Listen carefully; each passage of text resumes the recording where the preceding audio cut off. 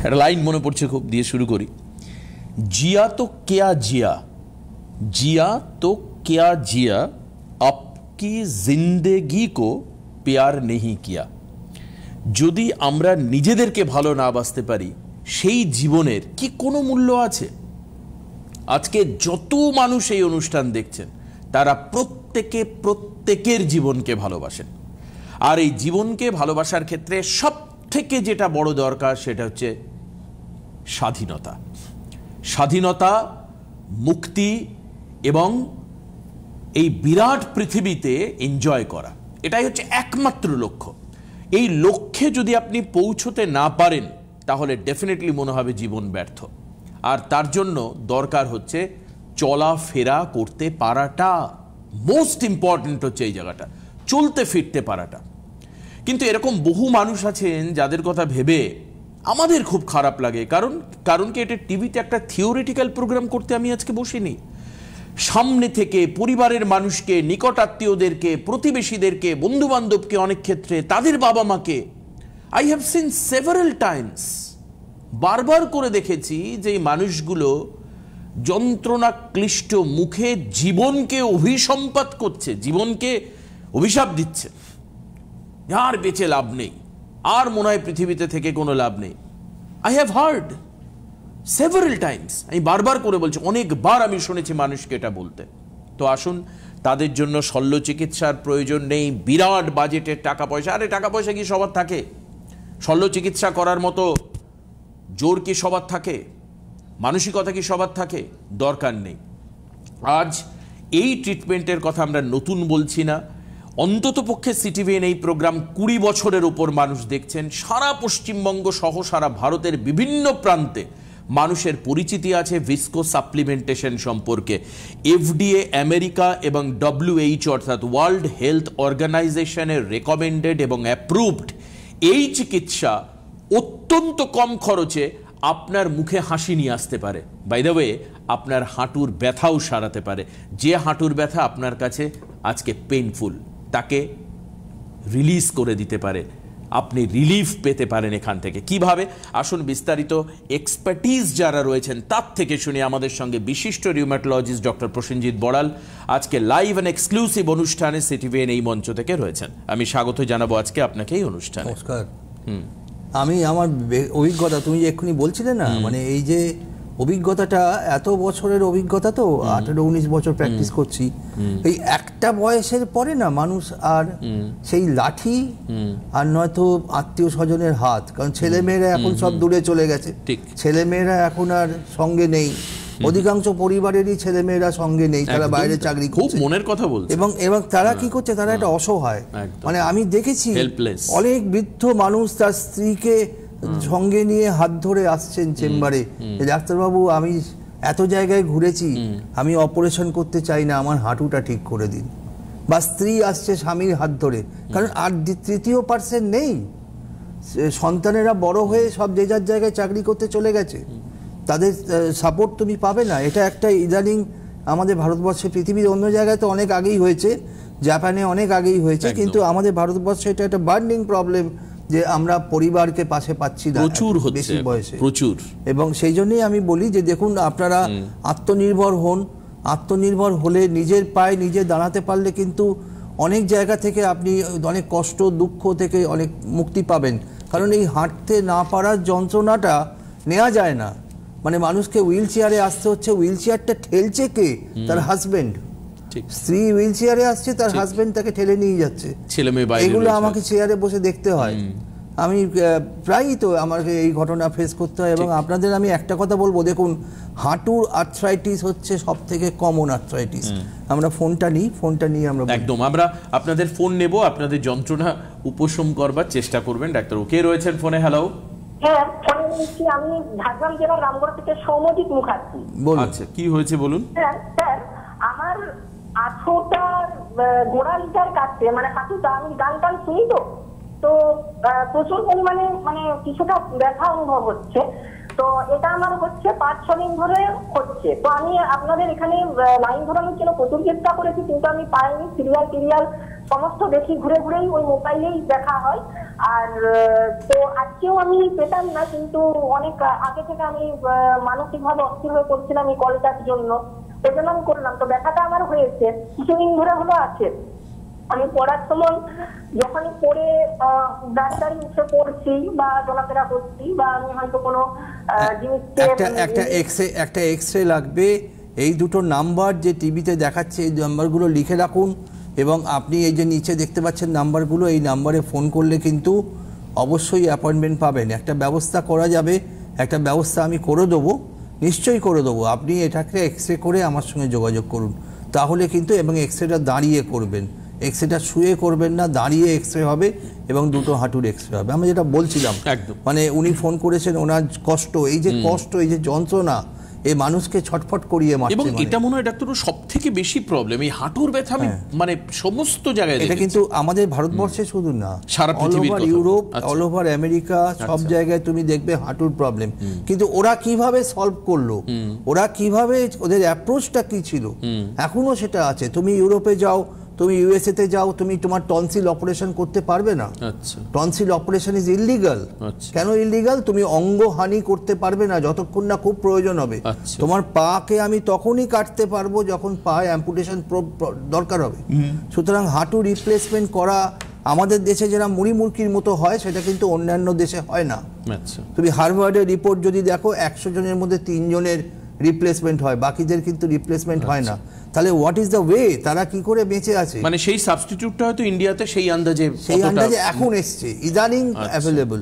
আজকে 100টা কোম্পানি আমাদের পেছনে ছুটছে যে ডাক্তারবাবু আমার প্রোডাক্টটা লিখুন, আমার প্রোডাক্টটা লিখুন। কিন্তু আমি তো 2007-8 থেকে দেখেছি, আমি 2009-কে দেখেছি, যেখানে পশ্চিমবঙ্গে রিউম্যাটোলজিস্ট ছিল না, এই ট্রিটমেন্ট আগে করা যেত না।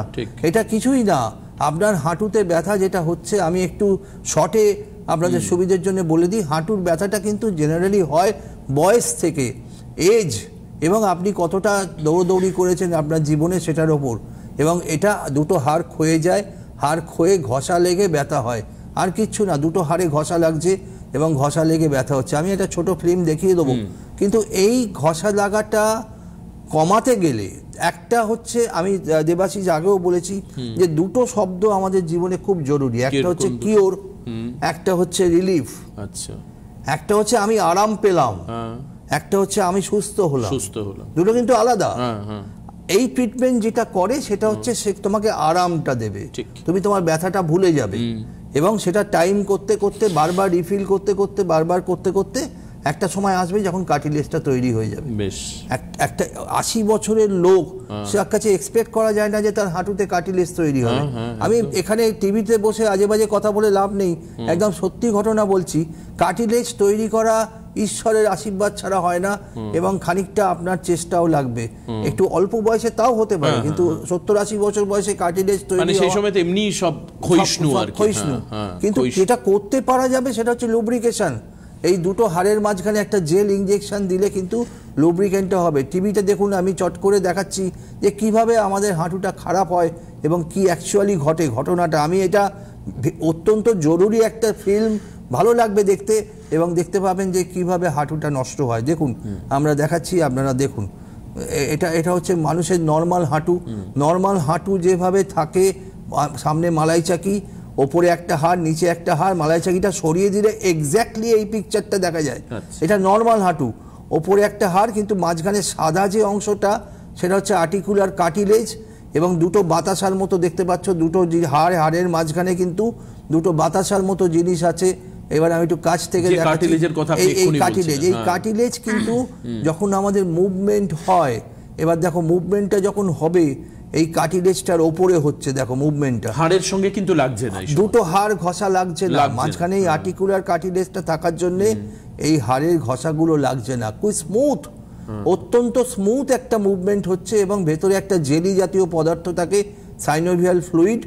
এই ফ্লুইডটা থাকার জন্য এই ঘর্ষণটা হচ্ছে না, দুটো হাড় ঘষা লাগছে না। এই যে আমরা মুভমেন্টগুলো করছি, এখানে কিন্তু ঘষা লাগছে না। এরপরে করতে করতে যেটা হয়, কিছুটা বয়সের জন্যই হোক বা কিছুটা ব্যবহারের জন্যই হোক, এই কার্টিলেজগুলো ছিঁড়তে আরম্ভ করে। ঘষা লেগে লেগে লেগে লেগে লেগে এই কার্টিলেজগুলো আস্তে আস্তে ছিঁড়তে দেখো, আস্তে আস্তে দেখো, খুব ফেন্ট, খুব অল্প একটু ছিঁড়েছে ওপর দিকে, দেখতে পাচ্ছ লাল। এবার আরও যদি তুমি হাঁটো, আরও যদি তুমি কাজ করো, এবার দেখতে পাবে যে কার্টিলেজগুলো নষ্ট হচ্ছে। এবং শুধু তাই নয়, পাতলাও হয়ে যায়, পাতলা হয়ে যায়। এবং নিচের দিকে যেটা হয় সেটা হচ্ছে একটা দাঁতের মতো জিনিস তৈরি হয়। আমি দেখাবো, এই এই এই দাঁতটা দেখো, এটা হচ্ছে হাড় বাড়া। আচ্ছা, এটাকে বলে অস্টিওফাইটস। এই বোন স্পার্স বা হাড় বাড়া, এটা খোঁচার মতো, একদম একদম ছুরির ডগার মতো গিয়ে হাড়ের মেদে, মানে সে বুলেটের মাথার মতো লাগছে একদম। মানে মনে করো যে অনেকগুলো ছুরি একটা হাঁটুর হাড়ের মধ্যে তাক করা আছে, এবং সেটা কিন্তু ঘষা লাগার সময় একদম একদম ছুরির মতো মিদ যে মানে কার্টিলেজ গুলোকে নষ্ট করে দিচ্ছে, এটা ছিঁড়ে দেয়। এবং এই বোন স্পার্ট যখন হয় তখন ব্যথা শুরু হয়, এবং ব্যথা শুরু হলে তখন আর থাকা যায় না। আমি আর আস্তে আস্তে ফিল্মটা দেখুন আপনারা, কত ইন্টারেস্টিং। আমি সহজভাবে বোঝাবার চেষ্টা করছি। এই হাড় যখন বেড়ে যায় তখন এটাকে আমরা স্টেজ 2 বলি। তারপরে যেটা হয় সেটা হচ্ছে এই হাড় বেড়ে বেড়ে কার্টিলেজগুলো ছিঁড়ে যায়। মন দিয়ে দেখুন, কার্টিলেজ কিন্তু অত সুন্দর এখন নেই, এটা ছিঁড়ে গেছে। ছিঁড়ে গিয়ে হাড়গুলো এক্সপোজড হয়ে গেছে। দুটো হাড় একদম দাঁতের, মানে দাঁতে যেরকম ব্যথা হয় ঠিক এক্স্যাক্টলি সেরকম একটা শুটিং পেন হয়। আমরা ফোনটা নিই, আমরা আবার আসবো। মানে সেই যন্ত্রণাটা মারাত্মক যন্ত্রণা আপনি বলছেন, শুটিং পেইন বললেন আপনি, একদম শুটিং। মানে কেন লাগবে না, একটা হাড়ের মধ্যে ছুঁই যদি কন্টিনিউ সেটা ইরিটেশন তৈরি হয়, কন্টিনিউয়াস লাগছে এবং ঘষা লাগছে, ভেরি পেইনফুল। আমি এই জায়গা থেকে কিন্তু ডাক্তারবাবু বেরোনোর উপায়টা বলবেন। আপনারা দেখছেন ফ্যাক্টস অ্যান্ড ফ্যাকচুয়ালস, কি ঘটছে, আর এরপর হচ্ছে এখান থেকে রিকভারি। আসুন আপনাদের সঙ্গে কথা বলবো। কে আছেন ফোনে? হ্যালো, হ্যাঁ বলুন, হ্যাঁ বলুন না, শুনছি। কে বলছেন? আমি উত্তর 24 পরগনা থেকে বলছি। উত্তর 24 পরগনা থেকে? কোথা থেকে বলছেন? শ্যামনগর থেকে। শ্যামনগর থেকে। বলুন আপনার কি প্রবলেম, বলুন। একটু আমার নমস্কার আপনাদের দুজনকে। হ্যাঁ, বলছি আমার হাঁটু দুটো একদম অকেজ হয়ে গেছে। হাঁটু, আমি রাস্তায় হাঁটতে পারি না একদম। আপনার হাঁটু, আপনার বয়স কত? 70 ইয়ার্স বয়স। হাঁটুটা কি বেঁকে গেছে না সোজা আছে? না না, বেঁকে গেছে হাঁটুটা। তারপরে কোমরেও খুব যন্ত্রণা হয়। এইটা নিয়ে আমরা আলোচনা করছি, আপনি শুনতে থাকুন। এবং এটা কিন্তু হওয়ারই, প্রত্যেকেরই হয়, আপনার একার বলে আপনি পুরো এপিসোডটা দেখবেন। কারোর কিন্তু একটু আগে হয়, কারোর 55 বছর বয়সে হচ্ছে, কারোর 60 বছর হচ্ছে, কারোর 70 বছর হচ্ছে, কিন্তু হবেই। এটা হবে, যেরকম চুল পাকবে, চোখে ছানি পড়বে, দাঁত পড়ে যাবে, হাড়ও ক্ষয়ে যাবে, এটা হবেই। কারোর মুক্তি নেই এখান থেকে, কারোর আগে পরে হবে, কিন্তু হবে। আমরা ফিল্মটায় যাই, ফিল্মটা শেষ করি, তারপরে আমি আলোচনাটায় আসছি। দেখুন আপনারা, তারপরে হাড়টা যেটা বাড়লো সেটা কিন্তু আস্তে আস্তে আমি সরিয়ে দিলাম, ওপরের হাড়টা সরিয়ে দেওয়ার পরে এবার যদি আমরা হাড়টাকে ঘুরিয়ে দেখি, ঘুরিয়ে দেখলে দেখবেন যে কিভাবে হাড় বেড়েছে। দেখুন এই রকম উঁচু উঁচু একটা করে হাড় বাড়ছে, এবং সেটা গিয়ে সরাসরি ঘষা লাগছে। এবং এই ঘষা লাগার জন্য যেটা হয় সেটা হচ্ছে একটা অসহ্য যন্ত্রণা, হাঁটু ফুলে যায়, হাঁটু লাল হয়ে যায়, এবং পরবর্তীকালে এই ধরনের টক্সিনসগুলো তৈরি হয়, এবং তৈরি হয়ে হাঁটুর মধ্যে ড্যামেজ তৈরি করে। এবং আমরা যেটা করি সেটা হচ্ছে এই স্টেজ থেকে এই যে মুভমেন্টটা আপনি দেখছেন, এই মুভমেন্টটা লক্ষ্য করুন। এরপরে যখন বেড়ে যায় তখন কিন্তু মানুষ যখন হাঁটে বা পা দোলায়, পা দুলিয়ে দেখতে পাবেন যে একটা করকর করে ভেতরে শব্দ হচ্ছে, এই শব্দটা কিন্তু অনেকেই পান, আমাদের কাছে এসে বলেন যে খটখট করে শব্দ হচ্ছে। ইভেন পাশে যিনি হাঁটছেন তিনিও ঘাবড়ে যাচ্ছেন যে এরকম শব্দ শুনে। তার কারণ হচ্ছে এই ধরনের ব্যথা যখন হয়, তখন শব্দ যখন হয়, তখন কিন্তু হাড়টা সম্পূর্ণ নষ্ট হয়ে যাচ্ছে। এটা স্টেজ 4 অস্টিওআর্থ্রাইটিস। এই জায়গায় পৌঁছানোর আগেই চিকিৎসা করতে হবে। এই জায়গায় পৌঁছানো যাতে না হয় তার জন্য আমি চিকিৎসাটা বলে দেবো। আপনাদের নিজেরাই দেখুন কিভাবে হাড় বেড়েছে, একবারে ছোট ছোট ছোট ছোট করে হাড় অনেক বেড়েছে। আমরা এবারে ফোন নেব, আপনারা ফোন করুন, এবং ফোন করলে আমি সঙ্গে সঙ্গে উত্তর দেব। একদমই। এবার প্রশ্ন হচ্ছে যে আমার যদি এরকম হয় আমি কি করে বুঝবো বা কি করে আমি জানবো? তার কারণ হচ্ছে ডাক্তারবাবু এটা বহুবার বলেছেন যে ব্যথা কিন্তু আপনার তৈরি হয়ে যাবে প্রথম থেকে। আর কিভাবে আমি বুঝতে পারবো যে যখন আমি ডাক্তারবাবুর কাছে আসবো আমি কখন, ঠিক কোন সময়? আমি একটা সোজা একটা উদাহরণ দিচ্ছি, আপনারা নিজেরা এটা টেস্ট করবেন। আপনি চেয়ারে বসুন, চেয়ারে বসিয়ে পা ঝুলিয়ে বসুন বা খাটে বসুন, পা ঝুলিয়ে দুটো হাতের তালু দুটো হাঁটুর ওপর রাখুন। এটা করুন, যারা যারা দেখছেন তারা করে দেখুন, এখনই করুন, এখনই করুন। লাইভ হাঁটুটার ওপর দুটো হাতের তালু রাখুন, এবার পাটা সামনে পেছনে দোলান। পাটা দোলালে দেখবেন আপনার হাতে আপনি ফিল করবেন করকর করে ভেতরে শব্দ হচ্ছে। যদি ফিল করেন তাহলে ডোন্ট ওয়েট, আর ওয়েট করবেন না, ইমিডিয়েটলি ডাক্তারের সঙ্গে যোগাযোগ করুন এবং এই চিকিৎসাটা করাবার চেষ্টা করুন যাতে করে আপনি মুক্তি পান। কেননা এই যে করকর করে শব্দটা হচ্ছে এটা হাতে ফিল করা যায়, এর জন্য পয়সা লাগে না। আপনি নিজে বাড়িতে বসেই নিজে টেস্ট করতে পারবেন। হাঁটুর তালুটা হাঁটুর ওপর রাখুন, রেখে পাটা দোলান আগু পিছু, এবং করলেই দেখবেন যে করকর করে শব্দটা আপনার হাতে লাগছে। এটা অত্যন্ত জরুরি এটা টেস্ট করা। এরপরে তো এক্সরে আছেই, দাঁড়িয়ে এক্সরে করলে ধরা পড়বে। এক্সরে ছাড়াও রক্ত পরীক্ষা, calcium, uric acid, vitamin D3 এইসব রক্ত পরীক্ষা করলে ধরা পড়বে। কিন্তু আপনাদের প্রাইমারিলি প্রাথমিকভাবে বুঝতে হবে সবথেকে সহজ উপায় যত তাড়াতাড়ি ডাক্তারের কাছে যাওয়া যাবে। এটা শুধু হাঁটুর রোগের ক্ষেত্রে না, সব রোগে একই নিয়ম, যে আমি যত তাড়াতাড়ি ডাক্তারের কাছে পৌঁছতে পারবো তত তাড়াতাড়ি আমার ভালো হওয়া ট্রিটমেন্ট শুরু হবে, ভালো হবে।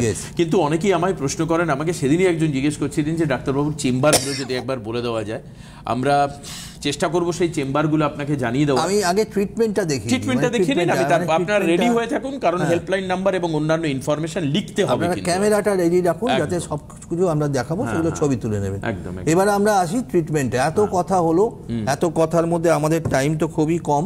এত কথার মধ্যেও কিন্তু একটা কথা মনে রাখবেন, এই ট্রিটমেন্টের দুটো পার্ট আছে। একটা হচ্ছে আমি বলেছি বারবার, একটা হচ্ছে কিওর, ভালো হয়ে যাওয়া, আর একটা হচ্ছে রিলিফ, মানে আরাম পাওয়া।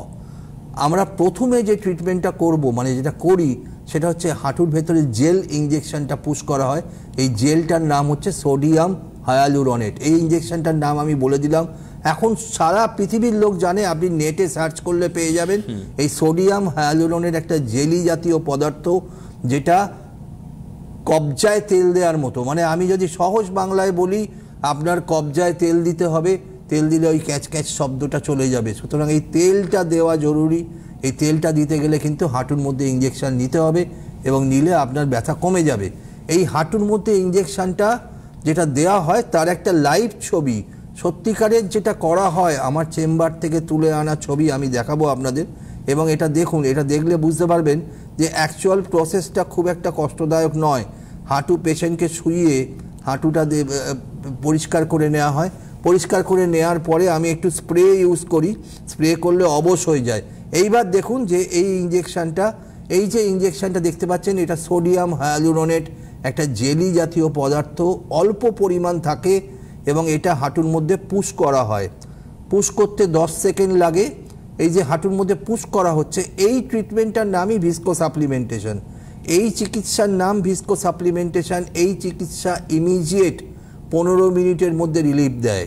15 মিনিটের মধ্যে আপনি আরাম পাবেন এবং হেঁটে বাড়ি ফিরতে পারবেন। এই যে ঘটনাটা ঘটলো, আমি আরেকবার দেখাই। অত্যন্ত সিম্পল এবং সিম্পল। দেখুন, বারবার করে বলেন 8 থেকে 10 সেকেন্ডের মধ্যে, একদম 10 সেকেন্ড। মানে এটা এই যে জিনিসটা দেখতে পাচ্ছেন, এটা সোডিয়াম হায়ালুরনেট জেল ইঞ্জেকশন, এটাই ভিস্কো সাপ্লিমেন্টেশন। এর বিভিন্ন খরচা আছে, আমি আসবো, এবং এটাতে সম্পূর্ণ রিলিফ হয়। একদম। আসুন ডাক্তারবাবু, আমরা এই সিস্টেম এটা দেখানো হচ্ছে কারণ কি, যাতে আপনার মন থেকে সমস্ত সংশয় দূর হয়ে যায়। আমি যতদূর ডক্টর বড়ালকে চিনি, very transparent and honest person. আমি যতটা ওনাকে চিনি, ওনার কাজ হচ্ছে পুরো ছবি সহ, ইনফরমেশন সহ মানুষকে জানানো, যাতে কোনো রকম ডাউট বা কোনো রকম হিডেন ট্রুথ কিছু যাতে না থাকে এর পিছনে। অনেক সময় থাকে না, কিছু হিডেন পেছনে কিছু ফ্যাক্টস থাকে যে হ্যাঁ এটা হবে ওটা হবে, এরকম ব্যাপার নয়।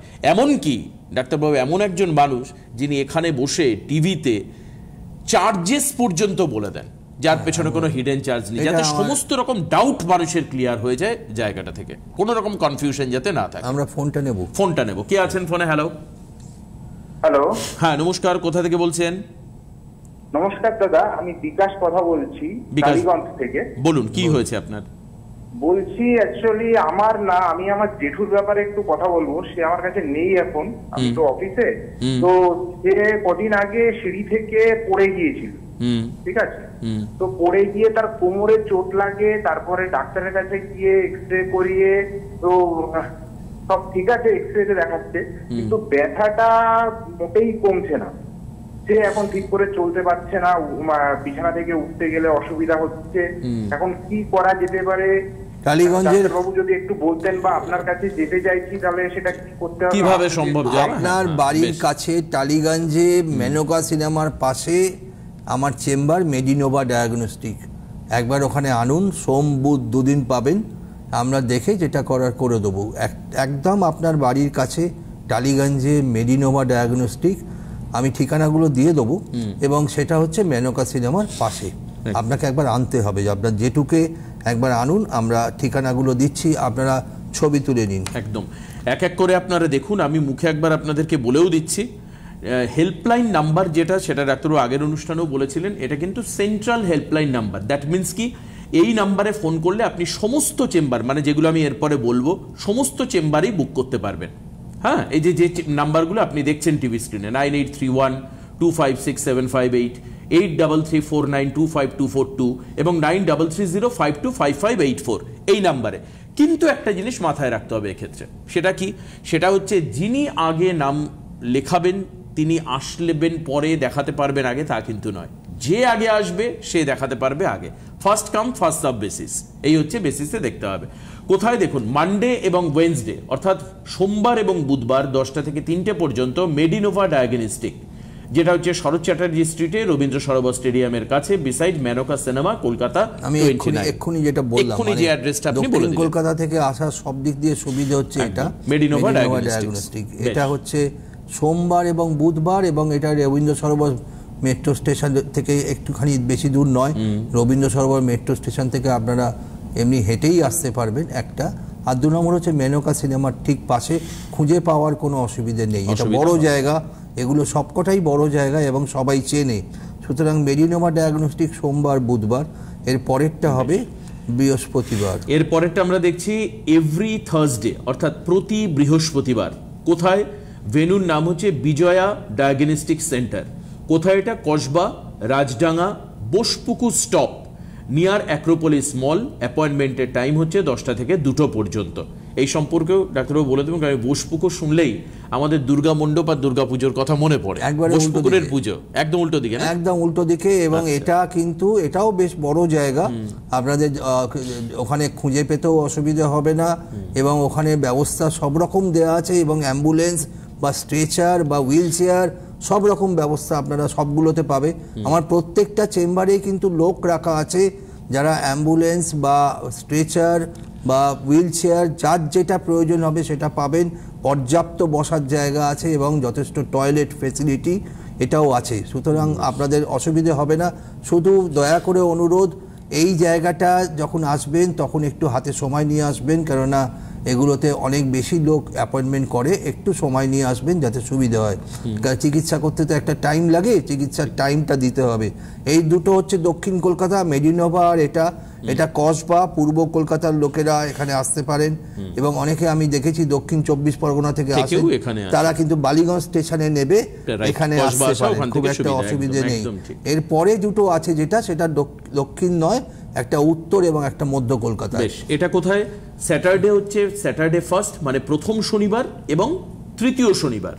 প্রথম শনিবার, তৃতীয় শনিবার কোথায়? বিজয়া ডায়াগনস্টিক সেন্টার, কৈখালি মোড়, beside O2 hotel, airport gate number 1, near Haj building. ডাক্তারবাবু, এখানে আমি জিজ্ঞেস করি, যদি কেউ আসাম বা ত্রিপুরার মানুষ আসতে চান, তারা কি ট্রিটমেন্ট করে সেই দিনই ফিরতে পারবেন? কারণ আমি এখানে দেখতে পাচ্ছি কৈখালি মোড়, যেটা হচ্ছে এয়ারপোর্টের 1 নম্বর গেটের খুবই কাছে, মানে এয়ারপোর্ট থেকেও ভীষণ কাছে। মানে এটা কি হবে, সুবিধা হচ্ছে এয়ারপোর্ট থেকে সরাসরি 5 মিনিটের মধ্যে চেম্বারে ঢোকা যায়। আচ্ছা, সকাল 8টা থেকে চেম্বার খোলা থাকে, এবং চিকিৎসা করে বিকেলের দিকে ফ্লাইট হলে কিন্তু ওরা যেতে পারবে, ফেরত যেতে পারবে। আপনি বলছিলেন যে আন্দামান থেকেও প্রচুর মানুষ আসে। আন্দামান থেকে এসছে আমার কাছে 2-3 জন, আন্দামানের মতো দূর জায়গা থেকে এসছে, এবং আসাম ত্রিপুরা ওগুলো তো আসেই, শিলচর ওখান থেকেও লোক আসে, তারা হয়তো টিভিতে প্রোগ্রামটা দেখছেও। সুতরাং যারা ফ্লাইটে আসবেন তাদের জন্য কিন্তু এই ফেসিলিটিটা আছে, যেটা এয়ারপোর্টের একদম কাছে, খুব একটা দূরে নয়, এবং এখানেও পর্যাপ্ত ব্যবস্থা আছে, হুইল চেয়ার, স্ট্রেচার, সব কিছু ব্যবস্থা পাবেন, এবং এটা সকাল 8টা থেকে খোলা থাকে। সুতরাং যারা মর্নিং ফ্লাইটে আসবেন তাদেরও কোনো অসুবিধার কারণ নেই। এবং এর পরের চেম্বার যেটা সব থেকে বেশি ভিড় কিন্তু এই শ্যামবাজার মোড়ে হয়, এইটা হচ্ছে আমার মোড়। আমরা এর আগে বলেছিলাম স্যাটারডে 1st এবং 3rd, এবার আমরা দেখাচ্ছি স্যাটারডে 2nd এবং 4th, মানে দ্বিতীয় শনিবার এবং চতুর্থ শনিবার। কোথায়? সেটা হচ্ছে পালস ডায়াগনস্টিক, বিধান সরণি, শ্যামবাজার পাঁচমাথার মোড়, বিসাইড রেমন্ড শোরুম।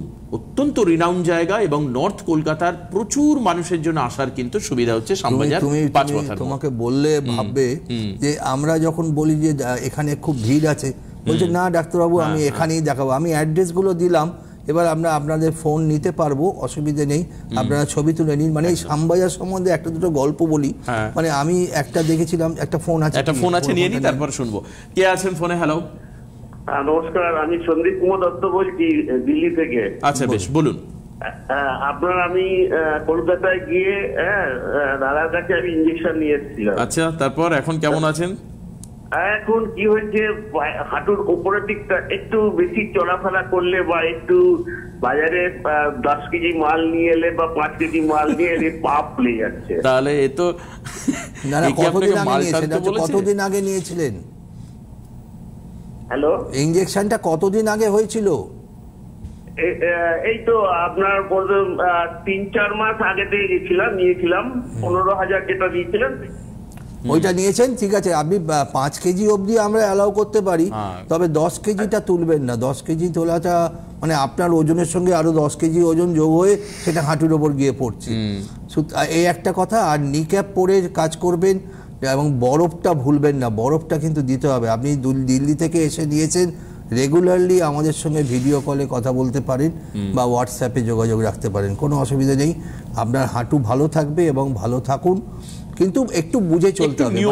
ওই আমাদের এইখানে আপনার প্রসঙ্গেই বলি যে অনেকের কনসেপ্ট আছে না, আমাকে প্রায় ফোন করে, ডাক্তারবাবু আমি তো ইঞ্জেকশন দিলাম, তাহলে আমি কেন পাহাড়ে যেতে পারবো না? কারণ আপনি পাহাড়ে যেতে পারবেন, কিন্তু পারবে এক্ষুনি না, একটু ওয়েট করুন। কার্টিলেজটা যতক্ষণ না তৈরি হবে, আমি প্রথমেই প্রোগ্রামে বলেছিলাম, একটা হচ্ছে রিলিফ, একটা হচ্ছে কিওর। আপনিও শুনুন, একটা রিলিফ, একটা কিওর। আপনার রিলিফটা নয় হয়েছে, আপনি ভালো আছেন, কিন্তু কিওরটা যেটা কার্টিলেজটা তৈরি করতে 9 মাস টাইম লাগে। 9 মাস যাওয়ার পরে আপনি বুঝতে পারবেন এর মজাটা কি। এর মজাটা বোঝা যাবে 9 মাসের পরে। শুধু বরফ দিন, ধৈর্য ধরুন, টাইম দিন, বডিটাকে টাইম দিন এটা তৈরি করার, তাহলেই বুঝতে পারবেন।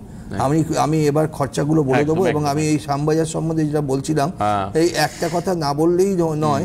আমরা দেখেছি যে আমি যেহেতু টিভিতে বলেছিলাম যে ফার্স্ট কাম ফার্স্ট সার্ভ, তুমি গতবার বলেছিলে, একদম। এবার ফার্স্ট কাম ফার্স্ট সার্ভ করতে গিয়ে যেটা হলো সেটা হচ্ছে, আমি দেখি যে শ্যামবাজারে সকাল 5টার সময় লোক এসে হাজির হয়েছে। মানে আমি দেখছি যে ব্যাগ ট্যাগ নিয়ে ওনারা এসছেন শ্যামবাজারে, যে ডাক্তারবাবু ফার্স্ট কাম ফার্স্ট সার্ভ। যেখানে সিকিউরিটি গার্ড আমাকে বলছে যে ডাক্তারবাবু আমি তখন চা খাওয়ার জন্য বেরিয়েছিলাম, আমি দেখলাম যে পেশেন্ট এসে গেছে, আমি লাস্টে বাধ্য হয়ে দরজাটা খুলে দিলাম, কারণ 6টার সময় কোনো জায়গায় খোলে না, কোনো ডায়াগনস্টিক সেন্টারই খোলে না। কিন্তু হ্যাঁ, মানে আমি গত সপ্তাহের কথা বলছি যে শ্যামবাজার পাঁচমাথার মোড়ে একটু ভিড় হয় ঠিকই, আমি বারবার বলেছিলাম যে ভিড় হয়, আপনারা হাতে সময় নিয়ে আসবেন, কিন্তু ভোর 5টার সময়। আর একটা হচ্ছে কিছু খালি পেটে আসবেন না, একটা কিছু খেয়ে আসবেন, একটা কিছু খাওয়া ওখানে খুব জরুরি। আমি খরচাটা বলে দিই, আপনারা ছবি তুলে নিন। এই খরচাটা হচ্ছে পুরো হাঁটুর চিকিৎসার খরচা চার্ট, একদম কম খরচা যেটা, সেটা হচ্ছে 1500 টাকা একটা হাঁটু, প্রতি মাসে নিতে হবে 8 মাস। একটা হাঁটু 1500 টাকা, দুটো হাঁটু 3000। দ্বিতীয় খরচা হচ্ছে 3000 টাকা একটা হাঁটু, এটা 2 মাস অন্তর নিতে হবে 4 বার। 2 মাস অন্তর 4 বার নিলে কমপ্লিট হয়ে যাবে কোর্স, তারপর আপনি 4 বছর ভালো থাকবেন। 3 নম্বর হচ্ছে আরেকটু দূর থেকে যারা ওই মুর্শিদাবাদ, বীরভূম, বাঁকুড়া থেকে আসেন, তারা 5000 টাকার ডোজটা প্রেফার করেন। একটা হাঁটু 5000, দুটো হাঁটু 10000, 4 মাস অন্তর 3 বার, 4 মাস অন্তর 3 বার। এবার হচ্ছে 15000 টাকা দুটো হাঁটু মিলিয়ে বছরে একবার, এটা সব থেকে পপুলার, যার জন্য আমি হাইলাইট করে দিয়েছি। দুটো হাঁটু মিলিয়ে 15000 টাকা খরচা হবে বছরে একবার। আর বাকি যে দুটো আছে, যিনি দিল্লি থেকে ফোন করেছিলেন, ওই রকম 15000 আর 20000 টাকার, সেটা কিন্তু 1 বছরের জন্য 2 বছরের জন্য নেওয়া যায় এবং 4 বছরের জন্য নেওয়া যায়। আপনারা ছবি তুলে নিন, আমি যেগুলো পারলাম দেখালাম, এরপরে আবার কথা হবে। একদম আবার কথা হবে, অবশ্যই পরের সপ্তাহে আবার দেখা হবে, একই দিনে একই সময়।